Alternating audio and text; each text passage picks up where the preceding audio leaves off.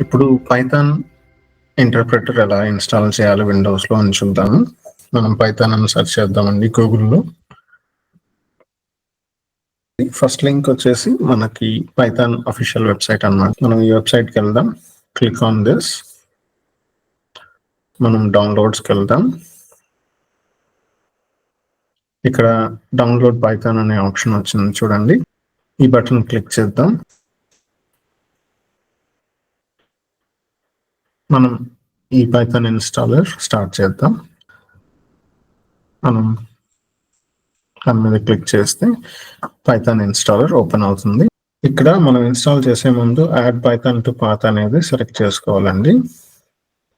Install now అని click చేయండి. Installing start అయింది.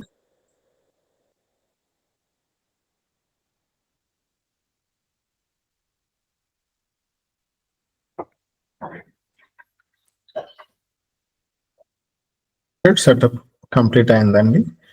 ఇక్కడ ఒక ఆప్షన్ చూపిస్తుంది, డిజేబుల్ పాత్ లెంగ్త్ లిమిట్ అనేది ఆప్షన్ సెలెక్ట్ చేసుకోండి.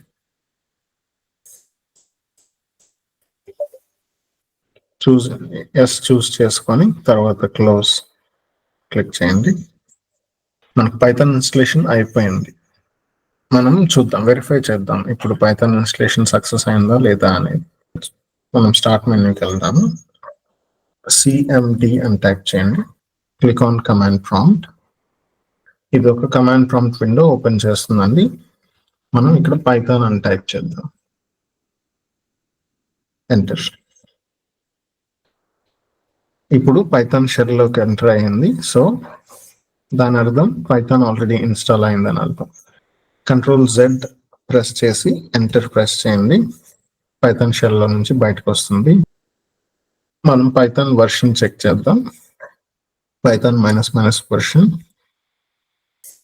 మనం ఇక్కడ చూస్తే పైథాన్ వర్షన్ 3.13.2 ఆల్రెడీ ఇన్స్టాల్ అయింది సిస్టంలో. ఇలాగా మనం పైథాన్ ఇన్స్టాల్ అయిందా లేదా వెరిఫై చేయొచ్చు. So this is how we install Python.